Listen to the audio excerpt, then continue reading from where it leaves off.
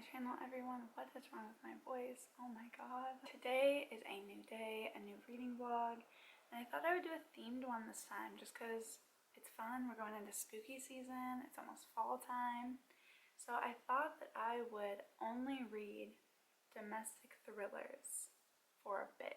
I was gonna do like only reading domestic thrillers for a week, but I have like 5 picked out that I kind of want to read, and so just however long it takes me to get through those is how long I'm gonna do it. I thought this would kind of be like a fun test of do I like specific genres like this? Do I like subgenres, like specific subgenres? Like, I know I like thrillers, but how much do I like domestic thrillers, and etc., etc. So I thought it would be a fun test of my own liking towards the genre, but I also thought it would be cool to be able to compare them. First up, I am already 50% of the way through Every Value Break by Peter Swanson, and this is a super fast-paced thriller that I am reading via audio, so I think I only have like maybe a couple hours left on the speed that I listen, so definitely gonna get through that one today while I'm cleaning the house and doing what I need to do and stuff. I am so sorry for my voice. I do not know what is wrong with my voice. This is so weird. But Every Value Break, if you don't know, is about this woman who marries this guy. Well, first she sleeps with this guy on her bachelor party, and then she ends up still marrying her fiance, and then she goes to this island on their honeymoon, and the guy that she slept with and cheated on her husband with shows up at the island.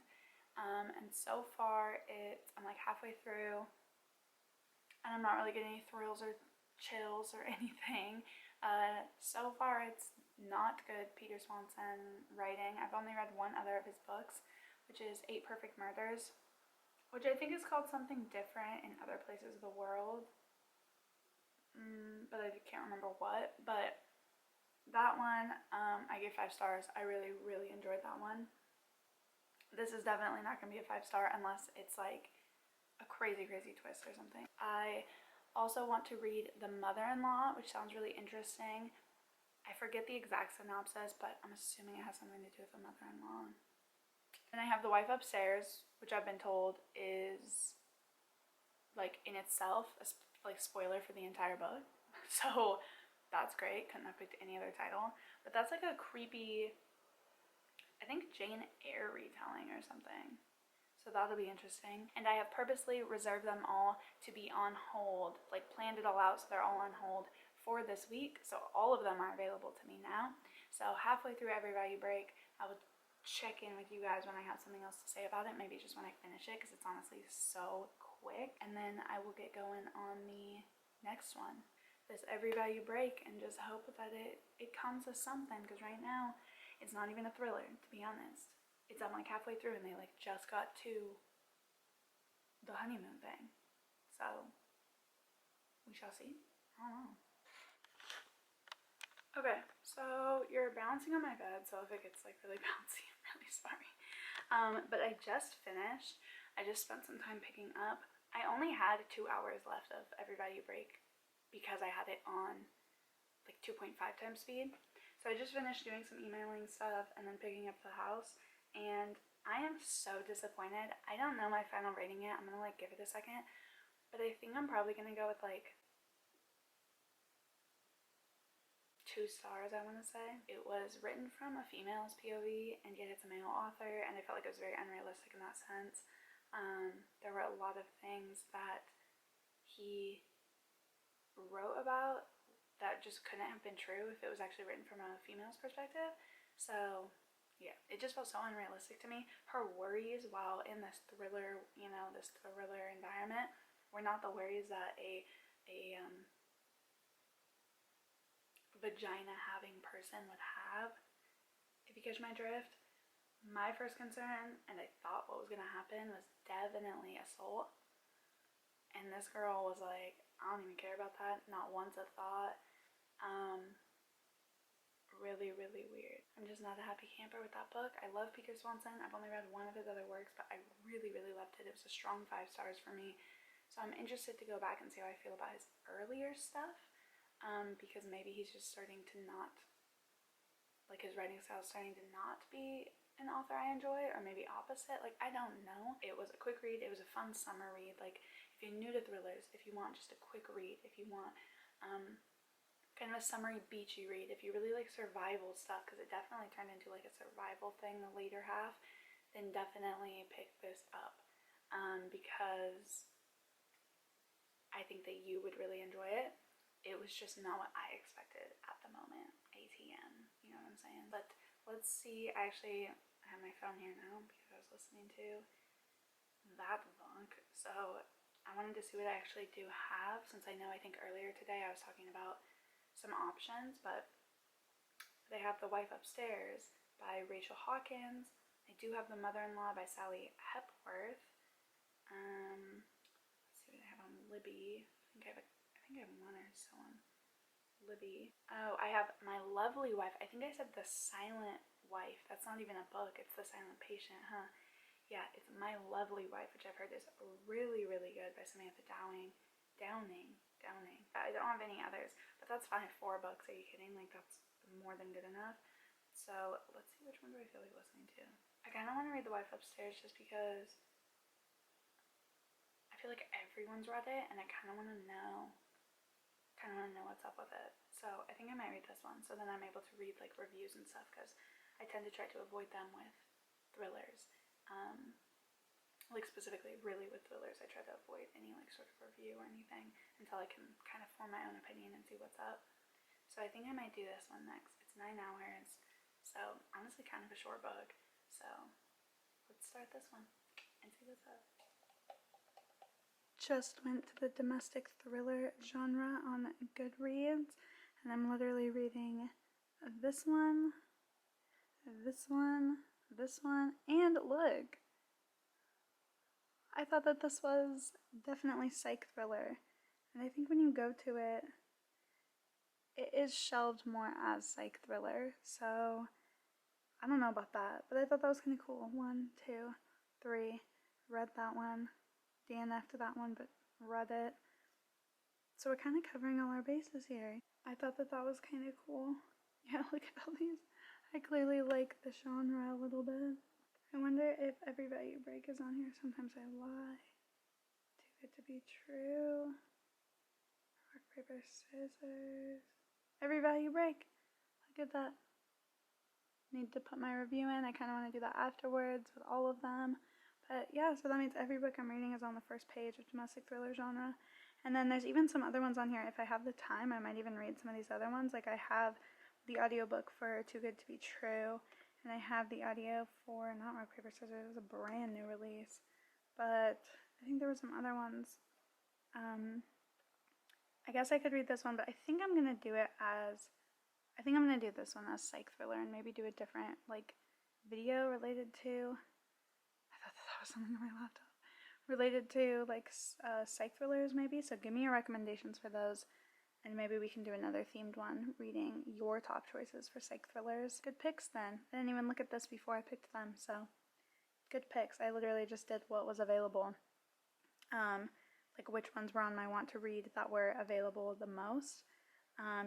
So I actually went to my books and then decided which ones.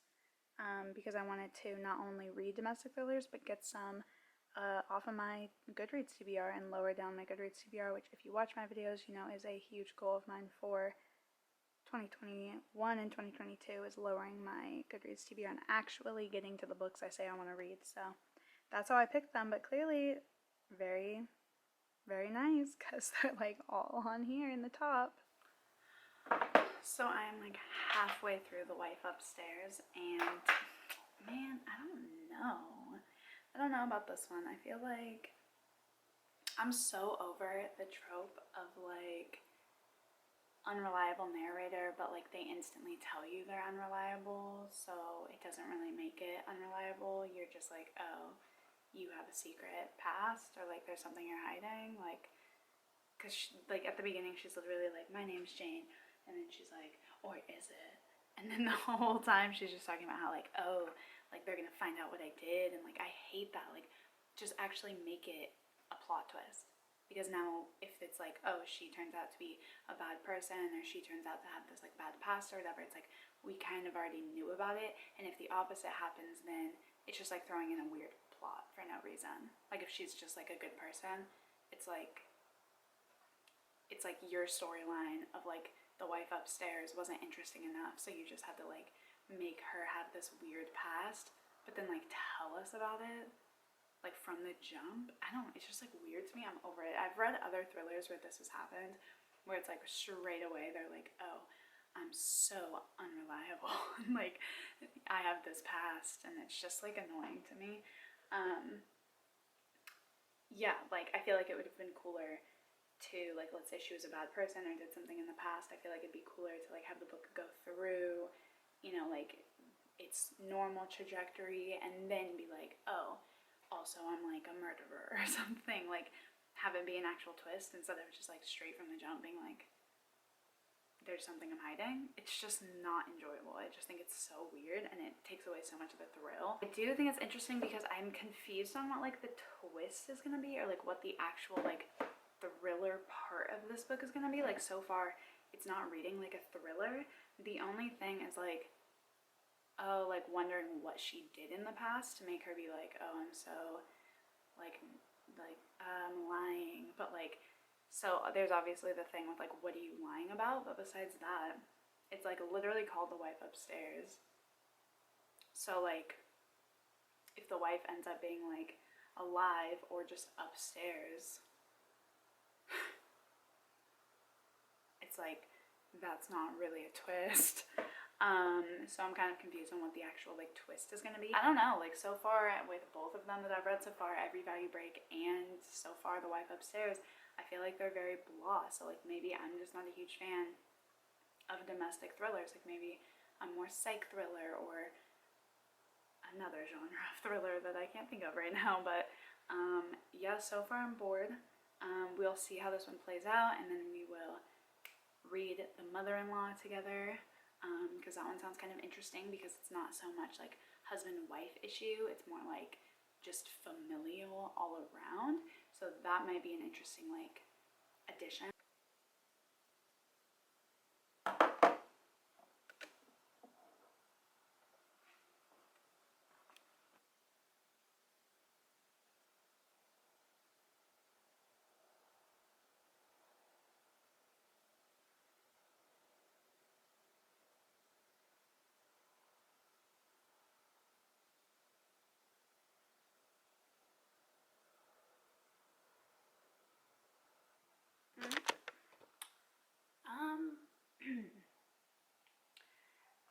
Just finished The Wife Upstairs by Rachel Hawkins, and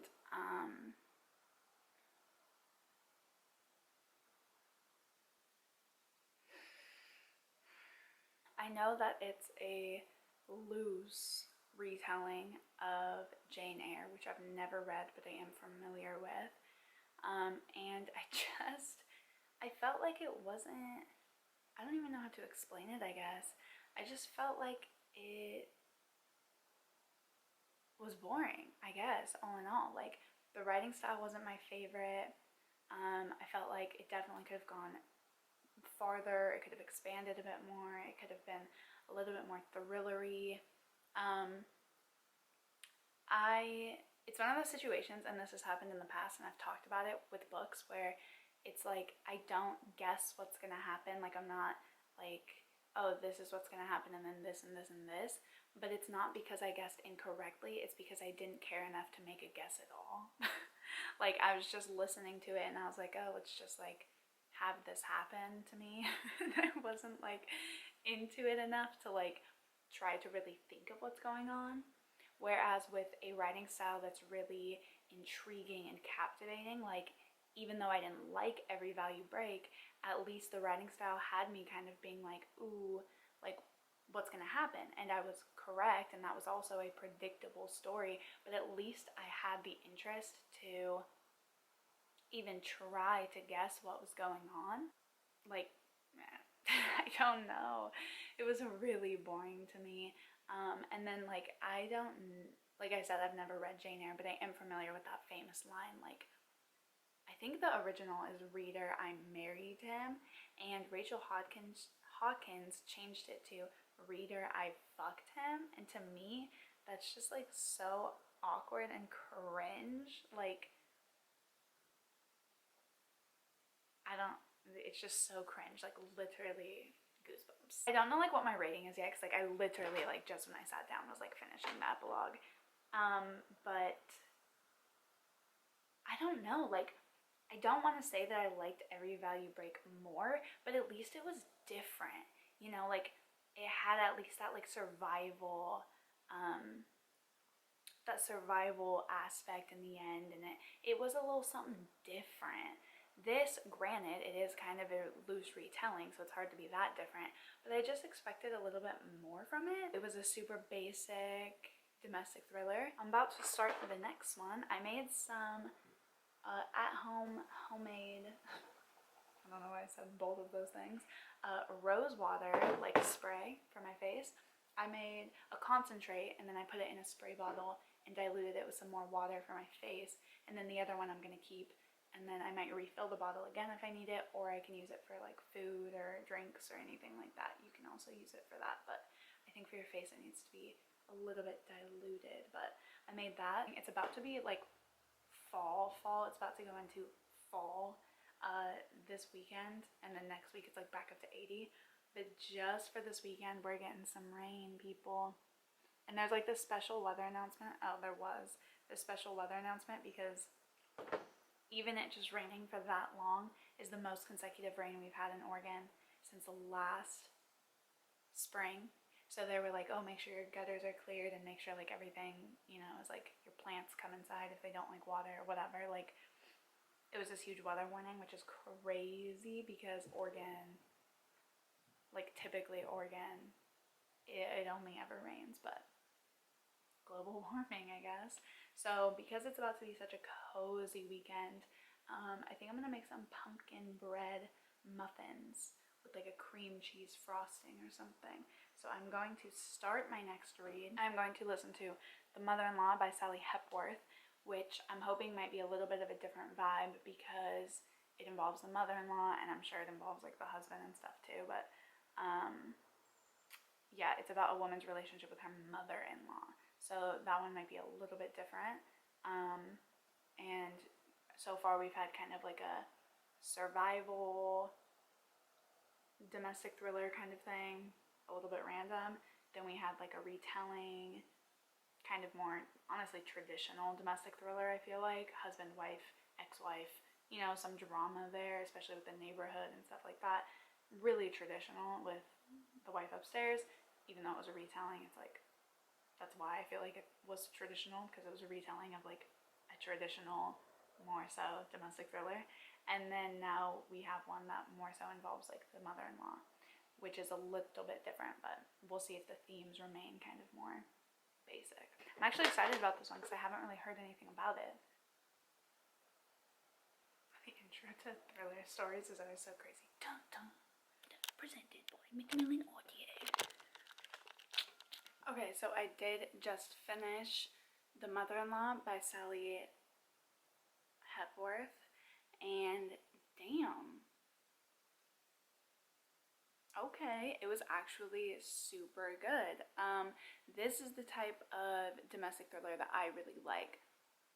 So many twists, so many turns, so many different droppings of you know, ideas or little, you know, red herrings, I guess, and some super obviously red herrings, some not so much, you know, obvious, and it was just really, really good, and I really liked it. They didn't tell you the twist until literally, like, it just goes, like, you know, build up, and then kind of plot twist, plot twist, plot twist, plot twist, and then it's like, you think you know one thing, you think you know the other thing, then it's wrong, then they're all wrong, and then bam, it's like, what really happened? Like, just all at the end. I really liked it. I really did.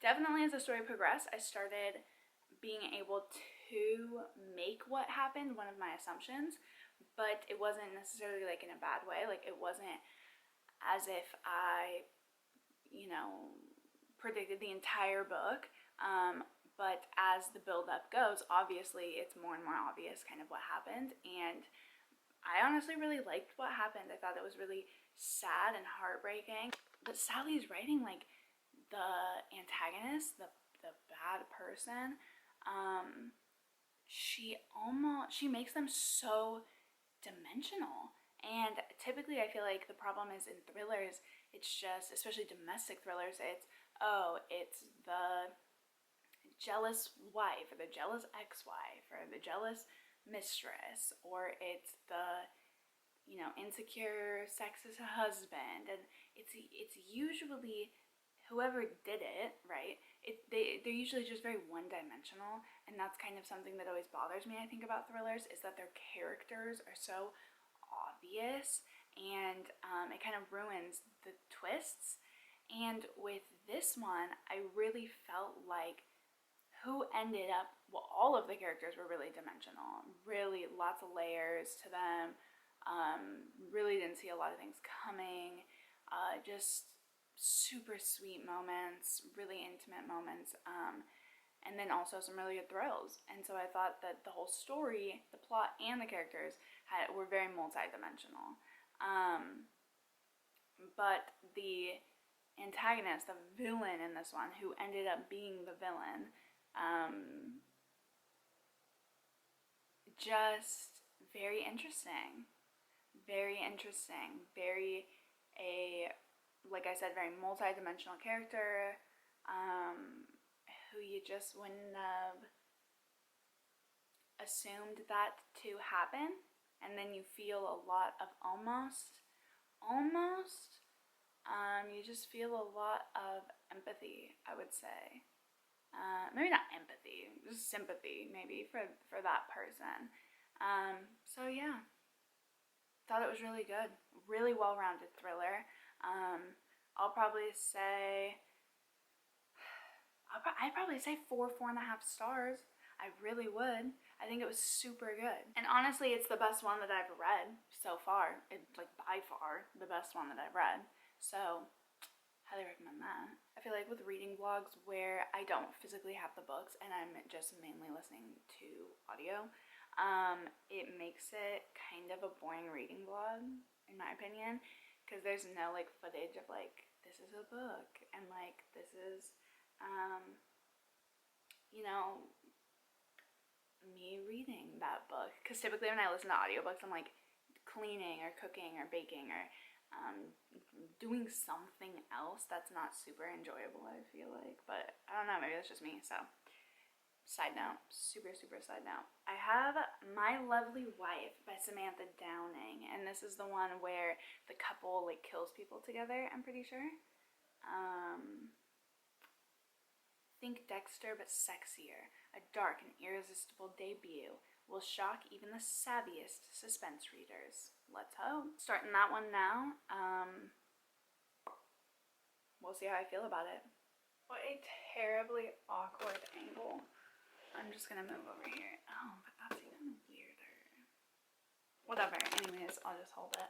I am about halfway through. Actually, I think I'm like 68% of the way through My Lovely Wife by Samantha Downing. I don't know, unless this has like a really nice twist or it's super like juicy and good at the end, I feel like this is also just gonna be like a basic 3 stars. I think that it is an interesting concept, but so far there hasn't really been any thrill. There's no suspense, there's not really like a whodunit, there haven't been any plot twists. Because literally in the synopsis it says like you're following this couple whose kink it is to like murder people together, like murder women together. Yeah, I have like one guess as to what this like, because I'm assuming they're still going, sorry, the sun got like crazy, but I'm assuming this is so weird, like the not benefits of living in a forest are that the sun always has the weirdest tree patterns. But anyways, I have like an idea, because I'm assuming there's still going to be like a pretty good twist at the end, and I have an idea of where it's going, but we'll see if I'm correct or not. But yeah, like 70% of the way through, and I feel like it's just kind of like because there's no like whodunit, because we already know most of whodunit, and it's an interesting dynamic. It's interesting reading from this you know, POV and stuff like that, past, present. It's interesting, I will say, that it is told from the husband's perspective, because one, it's a woman author writing from a male perspective, which you don't often see. This lighting, dude. I feel like you see men trying to write from women's perspective, but you don't often, especially in domestic thrillers, see even a male's perspective or male POV at all, I've noticed, and B, specifically women writing from that POV. So it is an interesting take. It's definitely different from everything else I've read, just because it is from the husband's POV, and we already know who done it for the most part. So yeah, pretty hold on, let me just go over here. I feel super about it, I would say, right now, just because I don't know, I just feel about it. So I have just finished My Lovely Wife, and it was really good. Similar to all the other ones, I feel like I need a second to really think about my rating, but it was a decent domestic thriller. I think that it was really predictable, and you kind of know where it's going, like, right from the start, honestly. But at the same time, I think that it was unique enough, and just like I discussed with the POV and everything, I do think that it stood out among other domestic thrillers enough to still get a better rating than like a basic thriller, I would say. So let's just go over every single thing that I read, and discuss from there. First, I read Every Value Break by Peter Swanson, and this one I ended up giving 2 stars. I thought that it was interesting, and it definitely had elements that were new and different to the domestic thriller genre, such as like an outdoorsy survival little sprinkle in there and whatnot, but I just didn't like the way that it was written, which is strange because I've only read one other Peter Swanson, which was 8 Perfect Murders, and that was an easy 5-star for me. I really loved that one, so I definitely had high expectations for this, but it's still just wasn't good. It was written from a female's perspective, which is not super uncommon with domestic thrillers, and from a male author, again, not super uncommon, but the accuracy and just the things that the women were saying and whatnot, it just wasn't it wasn't something that I feel like women would actually say in those certain situations or do in those certain situations. So I did feel like that was a little off-putting to me. And overall, just as a story, it was relatively predictable, and this is probably the one out of the group that is the furthest from domestic thriller. It is still a husband and wife situation, a marriage situation, so it is a domestic thriller, but it doesn't take place in this suburbia that most domestic thrillers tend to, and it did have other elements mixed in. So I did enjoy that about it, but overall, just a 2-star for me. I didn't feel like it held up the way that I was expecting it to. It was such a highly anticipated release for so many people, and overall I just feel like it was kind of a letdown. Then I read The Wife Upstairs by Rachel Hawkins, which I also gave 2 stars actually. I thought that this was really boring and predictable and basic, and just I guess like your run-of-the-mill domestic thriller. This is also a really loose retelling of Jane Eyre, which I think I mentioned before in this vlog that I have never actually read, but I'm familiar with enough, and I felt like it was not that good of a retelling, and if you could even call it a retelling, to be honest. I feel like it just used kind of the same tropes, but it wasn't super, I don't know, very loose retelling is all I'm gonna say. Just really predictable, really over the top, and A lot of plot holes in this one I noticed that I wasn't super fond of. If you are new to the genre, then I do recommend this one. I think that maybe it wouldn't be as predictable, and maybe the story would be a little bit more captivating. So I would definitely recommend that one. I think it was a Book of the Month Club book, and I think that that's why it got really popular. And yeah, I totally think that it is a book. Then I read The Mother-in-Law by Sally Hepworth, and this one was amazing to me. Definitely a 4.5 star, I'm gonna say, because for what it is as a domestic thriller, I thought it was amazing. I definitely felt like it was unpredictable. There were a lot of red herrings. There were a lot of different concepts thrown in, and I love this dynamic, this new dynamic of, instead of it being really in regards to the domestic thriller genre, instead of it being like a husband and wife battle, it's a mother-in-law, daughter-in-law battle.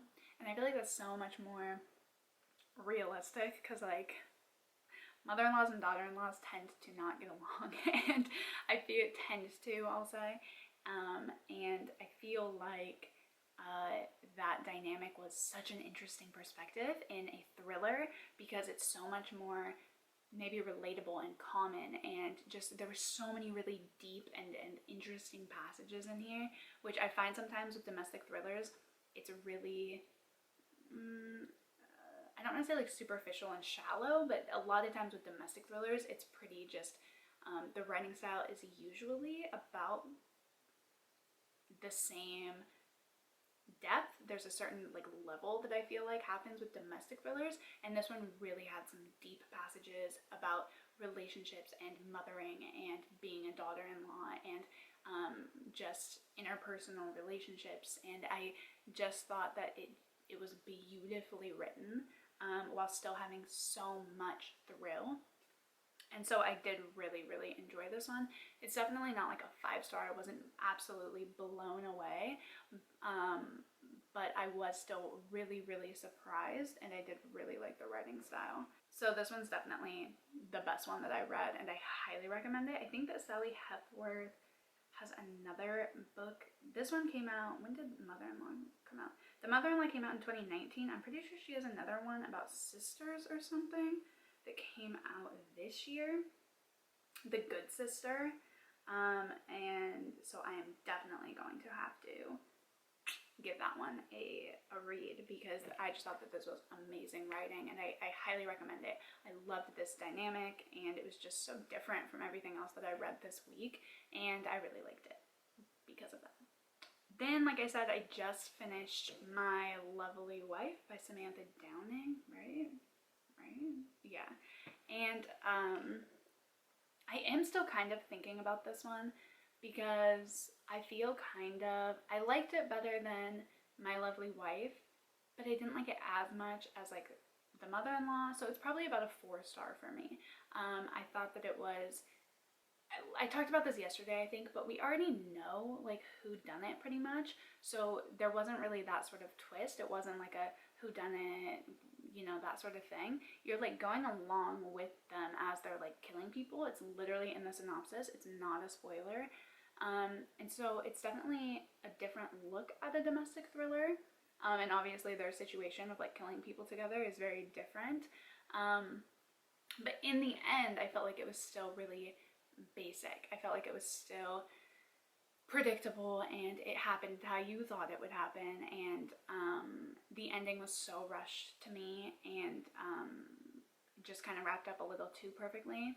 And I feel like there's some things that wouldn't happen in real life that happened in the book to such an extreme extent.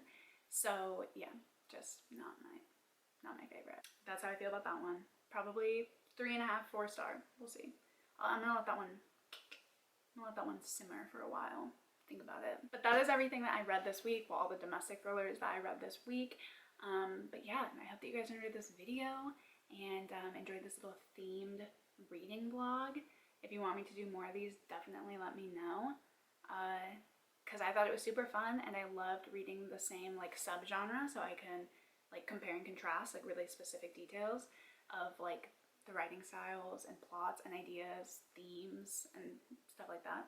So it was really fun. It was a super good time. If you have any recommendations for domestic thrillers, then definitely let me know, because I'm always down to like try a good one, try a super good one. I feel like I had pretty good luck this week. They were all different ratings, and they got better and then were about the same. So I had pretty good luck. My favorite, hold on, let me show you. My all-time favorite domestic thriller is Our House by Louise Candlish. This one literally had me like on the edge of my seat. I finished this and literally like through the book. It was so fantastic to me. So this is my favorite. So if you've read this and you know anything similar, or you know, have any recs based on, you know, my reading taste or just things you think are like amazing, then definitely leave them down below, because I'm always down for it. So yeah, I hope that you guys enjoyed this video, and I will see you in the next one. Bye. Is it usually the husband? I read nothing but domestic thrillers this week. Let's get into what I read. Starting with Every Value Break by Peter Swanson, I gave this 2 stars. Men writing from women's POVs, like, I'm over it. This was terrible.